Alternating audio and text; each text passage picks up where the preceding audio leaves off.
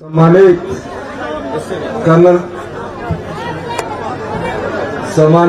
Colonel Dhaniram Shandil जी, सम्मानित हिमाचल सरकार में मंत्री श्री रोहित ठाकुर जी, सम्मानित हिमाचल सरकार में सीपीएस मोहन लाल ब्राक्टा जी, सम्मानित हमारे कांगड़ा जयसिंहपुर से विधायक यादविंदर गोमा जी, सम्मानित Devendra Shyam ji, chairman athlete cooperative bank, सम्मानित कुलतार सिंह कुल्ला जी, प्रधान ब्लॉक कांग्रेस कमेटी रोडू, सम्मानित श्री उर्मिला नागू जी, महिला कांग्रेस प्रधान, सम्मानित श्रीमती गीता नेगी जी, प्रदेश उपाध्यक्ष कांग्रेस कमेटी, श्री राजकुमार नेसोनी जी, प्रदेश महासचिव कांग्रेस कमेटी, किरण कुमार जी, प्रदेश कांग्रेस कमेटी, मैं इधर ही आगे बोल लेता हूँ।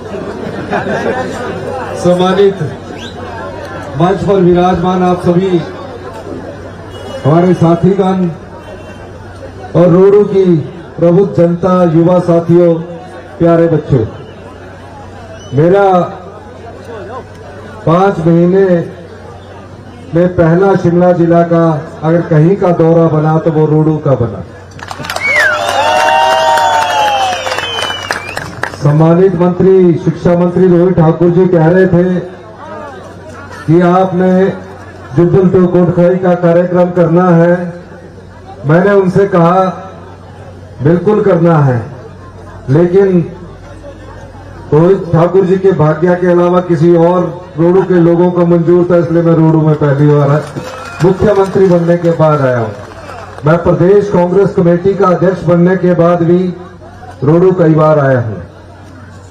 मैं जानता हूं, जब मैं गवर्नमेंट कॉलेज शिमला में पढ़ता था उस समय रोडू के काफी लोग मेरे साथ गवर्नमेंट कॉलेज शिमला में पढ़ते थे।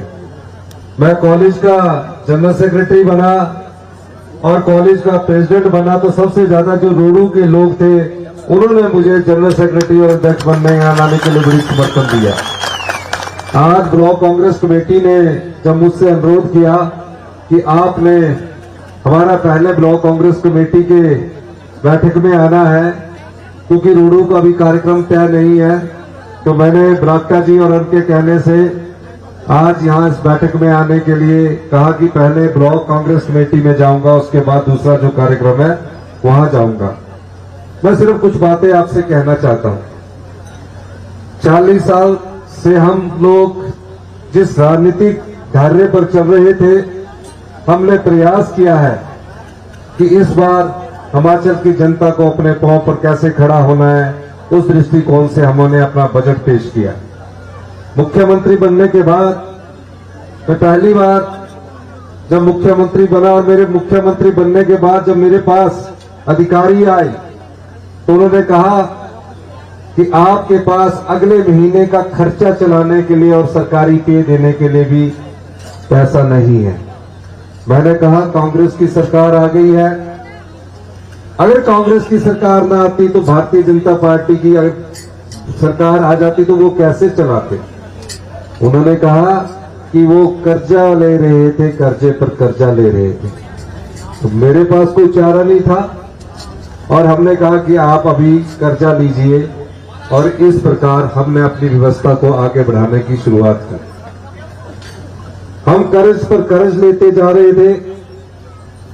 हम परिवार से निकलकर मैं मुख्यमंत्री की कुर्सी पर पहुंचा, मेरे मन में पीड़ा थी, मेरे मन में दर्द था कि हम अपने प्रदेश को कर्जे के बोझ के नीचे कब तक दबा कर रख सकते हैं। परिस्थितियां विपरीत है, लेकिन हमने प्रयास किया और इस प्रयास में हमको सफलता मिली और हम धीरे धीरे अपने पांव के ऊपर खड़े होने की ओर अग्रसर बढ़ते गए। मैंने पहला बजट प्रस्तुत किया। ये पहला बजट गरीब से संबंधित योजनाओं को लेकर आया है। आर्थिक मजबूरी, आर्थिक बदहाली के बाद भी हमने प्रयास किया है कि इस प्रदेश की जनता को अपने पांव पर खड़ा करना है। अभी इस सभागार में जितने भी लोग बैठे हैं, आप जानते हैं आपके प्रत्येक परिवार में अगर 5 सदस्य आए तो एक परिवार पर 92,840 रुपए का कर्जा चढ़ा हुआ है। अगर हम यही सोचते कि हम भी मुख्यमंत्री बन गए, रोहित ठाकुर जी भी शिक्षा मंत्री बन गए, धनीराम शांडिल जी भी शिक्षा सोशल वेलफेयर मंत्री बन गए, विलासिता की जिंदगी हम जिए, तो हम जनता के साथ धोखा कर रहे हैं। हमने फैसले करने शुरू किए, कड़े फैसले करने शुरू किए, ताकि हम अपनी अर्थव्यवस्था को पटड़ी पर ला सके। और इस दृष्टिकोण से हम उस अर्थव्यवस्था को पटड़ी पर लाने के लिए दिन रात मेहनत कर रहे हैं। जितनी मेहनत हम कर रहे हैं, हमारे मंत्रिमंडल के सदस्य कर रहे हैं। हम चाहते हैं कि हमारी अर्थव्यवस्था 4 साल में पटड़ी पर आए और 10 साल में हिमाचल प्रदेश हिंदुस्तान का सबसे अमीर और समृद्ध राज्य बने। इसी दृष्टिकोण से जब हमने बजट प्रस्तुत किया तो हमने विभिन्न जिलों की योजनाओं को देखा। अब शिमला पहाड़ी क्षेत्र और सेब का क्षेत्र है। हमारा किसान दिन रात मेहनत करे, हमारा किसान को अगर आड़ती किसी प्रकार से झूठ बोलकर ठग ले, हमने उस दृष्टिकोण से भी कार्य करना शुरू किया। हमने कहा कई बार सेब का मूल्य कम हो जाता है, जो गरीब है उसकी इसकी मेहनत का पैसा नहीं मिलता।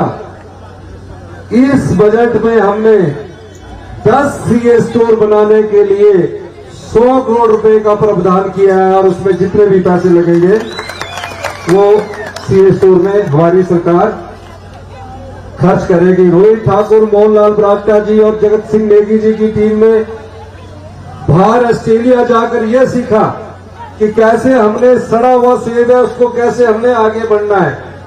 हमारी सरकार उस दृष्टिकोण से भी कार्य कर रही है। अभी जो सड़ जाता है सेब, दागी हो जाता है, आपके किसी काम का नहीं रहता। लेकिन हम चाहते हैं कि उस सड़े सेब और दागी सेब का भी आपको उचित मूल्य मिले, ताकि आपके घर में उचित पैसे उपलब्ध हो। उसके लिए भी हमने एक योजना लाई है, जिसको अभी हम जल्दी अमली जामा पहनाने लगे हैं। मैं ये बात क्यों कह रहा हूं? हम सबसे बड़े सेब उत्पादक हैं, लेकिन हमें कुछ किसान, कई बार मंडी में रेट अच्छा हो जाता है, कई बार मंडी में रेट गिर जाता है। अगर रेट गिर जाता तो आपके पास सेब बेचने का कोई चारा नहीं रहता कि हमें तो सेब बेचना पड़ेगा, नहीं तो 10-12 दिन बाद वो खराब हो जाएगा। इस दृष्टिकोण से हमने सीए स्टोर बनाने के लिए टेंडरों की प्रक्रिया भी मेरे ख्याल शुरू हो चुकी है। ये मैं आपकी आय बढ़ाने के लिए कह रहा हूं, लेकिन सब चीजों को धरातल में आने के लिए कम से कम 2 साल लगेंगे। हमारे सरकारी कर्मचारी है, कितने सरकारी कर्मचारी है, अधिकारी है, 30 साल से प्रदेश की सेवा में कोई ना कोई कार्य करते हैं। हमने वादा किया कि हम उनको ओपीएस देंगे। मैं खुद सरकारी कर्मचारी का बेटा हूं, दर्द को जानता हूं, इसलिए मैंने उनको ओपीएस देने का जो वादा किया वो हमने पूरा किया। लेकिन भारतीय जनता पार्टी की सरकार से यह पूछा जाना चाहिए कि हमारे 9,242 करोड़ रुपया, जिसमें 14% का अंशदान सरकार का है, सरकार कोई भी नहीं हो, और 10% सरकारी कर्मचारियों का है, उस अंशदान के 9,242 करोड़ रुपए भारत सरकार के पास पड़े हैं। हम उसकी भी लड़ाई लड़ रहे हैं, लेकिन इससे बड़ी एक लड़ाई हमें लड़ने के लिए तैयार रहना पड़ेगा। वो लड़ाई है, हमारे पास बहता हुआ पानी है। ठीक है, इस समय इन्वेस्टमेंट के नाम पर बड़े बड़े उद्योगपति आ गए, बड़ी बड़ी कंपनियां आ गई और बिजली उत्पादन कर दिया, और हमें सिर्फ 12% फ्री पावर देती है। मैं आपको ये बात इसलिए बताना चाहता हूं, एक पावर प्रोजेक्ट 12 साल में फ्री हो जाता है। हमने केंद्र सरकार से कहा कि हमें 12% फ्री बिजली तो मिल रही है, लेकिन 12 से फ्री बिजली का प्रतिशत बढ़ाना पड़ेगा, और 12 से हमें 30% जिनके पावर प्रोजेक्ट कर्जे से मुक्त हो चुके हैं वो हमें हिमाचल की जनता को देने चाहिए। दूसरे राज्यों में भी ऐसा है, रॉ मटेरियल पानी हमारा है, लेकिन हमें मिल नहीं रहा। हम आर्थिक बदहाली के दौर से गुजर रहे हैं, लेकिन विकास में कोई कमी नहीं आने देंगे। मैं ये बात इसलिए कहना चाह रहा हूं, अभी हमने समाज कल्याण की कई योजनाओं को लागू किया। हिमाचल प्रदेश में 6000 बच्चे, ना उनकी माता है ना उनका पिता है। हिंदुस्तान का पहला प्रदेश हिमाचल प्रदेश बना जो बच्चा अपनी माता को खो दिया, पिता को खो दिया, वो किस प्रकार की जिंदगी अपनी जिए। हमने उनको एक कानूनी अधिकार दिया, चाहे वो अनाथ आश्रम में रहते हैं, चाहे अपने रिश्तेदारों के पास, मामा चाचा के पास रहते हैं। हमने कहा इन बच्चों की पूरी पढ़ाई का खर्चा पैदा होने के बाद से 27 साल तक की उम्र का हिमाचल प्रदेश सरकार उठाएगी। और हमने मुख्यमंत्री सुख आश्रय कोष 101 करोड़ रुपए की लागत से शुरू किया और तकरीबन 4 करोड़ रुपया आम जनता ने उसमें दान दिया। क्या है ये? आपके क्षेत्र में भी कोई अनाथ बच्चा हो, आप उसे समझाना कि सरकार ने आपको चिल्ड्रन ऑफ द स्टेट का दर्जा दिया है। मतलब पहली से लेकर उसकी जो पढ़ाई होगी पीएचडी तक वो सारी सरकार उठाएगी। 18 साल के बाद अगर वो मेडिकल कॉलेज में सिलेक्ट हो जाता है, इंजीनियरिंग कॉलेज में सिलेक्ट हो जाता है, पॉलिटेक्निकल कॉलेज में सिलेक्ट हो जाता है, हमारी सरकार उसके पूरे कॉलेज का खर्चा देगी, हॉस्टल का खर्चा देगी और 4000 रुपया पॉकेट मनी भी देगी जेब खर्चे के लिए महीने का। 10,000 रुपया कपड़े बनाने के लिए सरकार उपलब्ध करवाएगी। कब तक? जब तक बच्चा अपने 27 साल तक यौवन अवस्था में नहीं आ जाता। बाहर घूमने के लिए बाई एयर सुविधा भी देगी और उसको रहने के लिए 3 स्टार होटल की सुविधा भी देगी। यही नहीं, कई हमारी माताएं बहनें युवा जिंदगी में विधवा हो जाती है, कई तो इतनी गरीब होती है हमारी माताएं बहनें कि उनके पास रहने के लिए मकान भी नहीं होता है। परिवार के लोग कई महिलाओं को छोड़ देते हैं। हमारी सरकार ने इस बजट में उनको घर बनाने के लिए, वो किसी भी जाति से हो, उनको गरीब हो, उसको घर बनाने के लिए 1.5 लाख रुपए का अनुदान देने की बात कही है, पानी का मुफ्त कनेक्शन देने की बात कही है और बिजली का बिल मुफ्त में, बिजली का मीटर मुफ्त में लगाने की बात की गई है। ये बात मैं क्यों कह रहा हूं? ये हमारा सामाजिक और मानवीय दृष्टिकोण है। जो बच्चे गरीब पढ़ाई लिखाई में अच्छे होते हैं लेकिन पैसे के अभाव में अच्छी शिक्षा प्राप्त नहीं कर सकते हैं, हमारी सरकार ने उन बच्चों के लिए भी अभी कैबिनेट होने जा रही है, कहा है कि बच्चा कोई भी पढ़ना चाहे, पीएचडी तक पढ़ना चाहे, अगर उसकी एडमिशन किसी भी दिल्ली से लेकर किसी भी हिंदुस्तान के कॉलेज में होती है और उसके पास अगर पैसे के अभाव में वो पढ़ नहीं सकता, इस दृष्टिकोण से हमारी सरकार ने फैसला किया कि 1% ब्याज पर उसके कॉलेज की फीस भी दी जाएगी, उसके हॉस्टल की फीस भी दी जाएगी और उसको और सुविधाएं भी प्रदान की जाएगी। ये हमारी सरकार का आम आदमी के प्रति दृष्टिकोण है। ये सब चीजें, योजनाएं इस बजट में पेश की गई है। हरित राज्य कैसे बने, कैसे हम आगे बढ़े। हमारे यहाँ बड़ी बड़ी इंडस्ट्री नहीं रह सकती। हिमाचल पहाड़ी इलाका है, कई बड़े पहाड़ है तो कांगड़ा साहब छोटे पहाड़ है, उनके बीच में उद्योग नहीं लग सकते। शिमला जिला में हॉर्टिकल्चर से संबंधित इंडस्ट्री विकसित हो सकती है, लेकिन जो हमारा एनवायरमेंट है इसको कैसे ग्रीन राज्य के रूप में विकसित किया जाए। हमारी सरकार ने इलेक्ट्रिकल गाड़ी जो कमर्शियल है, ट्रक है, बस है, उसमें 50% सब्सिडी देने की बात कही है, बजट में प्रावधान करवाया है। जो टैक्सी वाले हैं उनसे मैं कहूंगा कि आप इलेक्ट्रिकल गाड़ी लीजिए। अगर 14 लाख की इलेक्ट्रिकल गाड़ी आती है तो हम उन्हें 7 लाख रुपया सब्सिडी देंगे।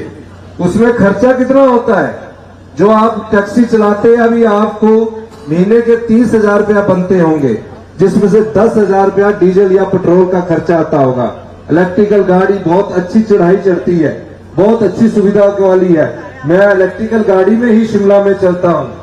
आपका सिर्फ 1,000 रुपया खर्चा आएगा और उनका जीवन में भी सुधार होगा। बस वालों की बस अगर 1 करोड़ की आती है, सरकार 50 लाख उपलब्ध करवाएगी। ये क्यों उनको सुविधाएं दी जा रही है?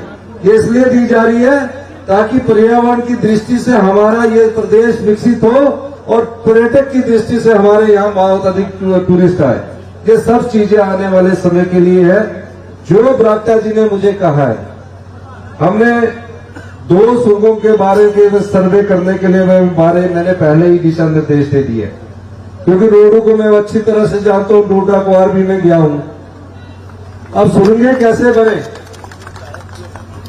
ये ऐसे नहीं बनती है, बहुत महंगा काम है ये, पैसा चाहिए, लेकिन दृष्टिकोण सही है हमारा। एक तो हाट कोटी से जो जुब्बल में रोहित ठाकुर जी का डेपुटेशन मिला था, खड़ा पत्थर से जो शॉर्टकट सुरंग बनी हाट कोटी के लिए, रोज वो ये बैठ जाते हैं मेरे साथ, कहते हैं रोडू वालों को भी फायदा होगा, सबको फायदा होगा उसका। और डोडरा कुआर की जो टनल की बात हमारे मोहनलाल बरागटा जी ने की है, इसको हम अभी देखेंगे, पहले इसका सर्वे करवाएंगे और हम चाहेंगे कि उत्तराखंड के चीफ मिनिस्टर से भी मेरे साथ इनकी बात हुई है कि उधर से कुआर को जोड़ा जाए। इस दृष्टिकोण से भी हमारी सरकार कार्य कर रही है। हमें हिमाचल प्रदेश को अपने पैरों पर खड़ा करना है और उस दृष्टि से हमारी सरकार कार्य कर रही है।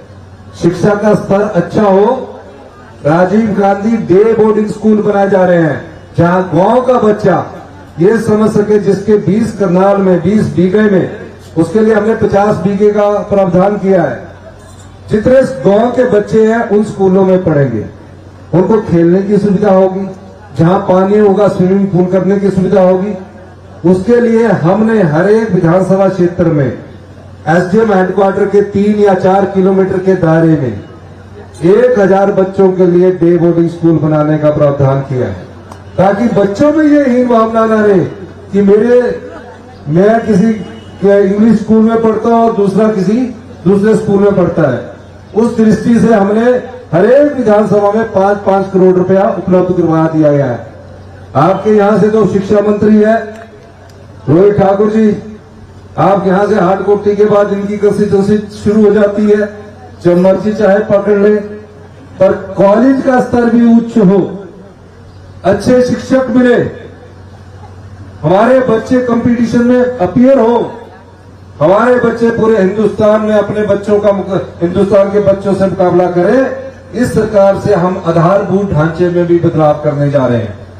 ये कोई एक दिन में नहीं होगा, इसके लिए समय लगेगा, लेकिन पैसे की कमी ना शिक्षा में आने देंगे ना स्वास्थ्य में आने देंगे। एक आदर्श स्वास्थ्य संस्थान हम रोडू में भी बनाएंगे, जहां सभी सुविधाएं हों।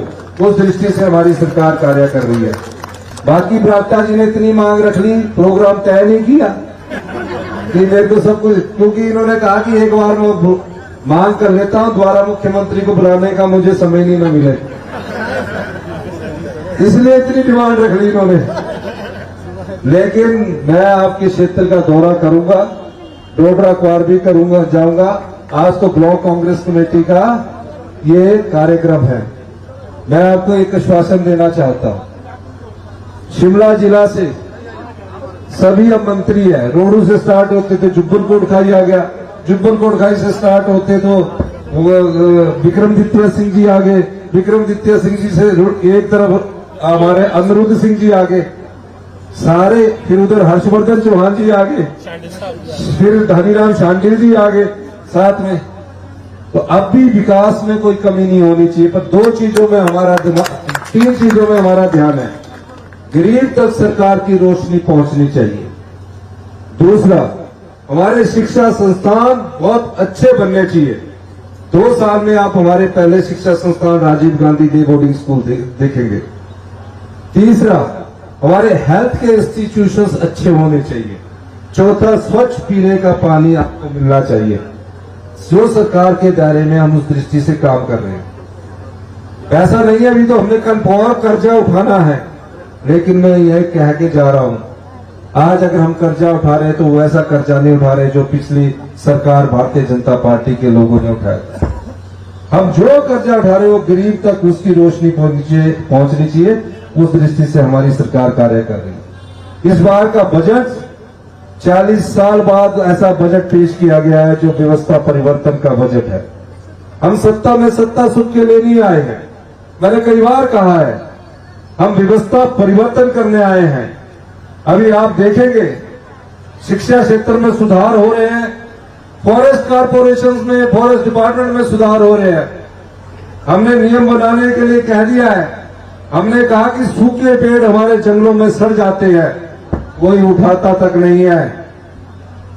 पेड़ जंगल में सूख जाते हैं, काटने की परमिशन के लिए लाखों दिन चक्कर लगाने पड़ते हैं, आय होती नहीं है। उस दृष्टिकोण से हम बदलाव कर रहे हैं कि उस क्षेत्र में किस प्रकार से गार्ड को पावर देनी है, कैसे जंगलों की रक्षा करें। तो वन मित्र और राखा होते थे पुराने समय में, उनको रखने की प्रक्रिया में हमारी सरकार कार्य कर रही है। हम वनों को भी बचाना चाहते हैं। कई परिवर्तन, व्यवस्था परिवर्तन के दौर में आ रहे हैं। आने वाले समय में आपको पता लगेगा कि आपके हाथ में हमारी सरकार, आपके हाथ में आपकी आय को आगे बढ़ाने के लिए प्रयास कर रही है। इन्हीं शब्दों के साथ मैं एक बार फिर से रोहडू विधानसभा क्षेत्र में मोहनलाल बरागटा जी और ब्लॉक कांग्रेस कमेटी के लोगों का बहुत बहुत धन्यवाद करता हूं, क्योंकि कार्यक्रम जिसमें जाना है वो बार बार फोन कर रहे हैं। तो मैं आपसे माफी चाहता हूं। आपका बहुत बहुत धन्यवाद। जय हिंद, जय भारत।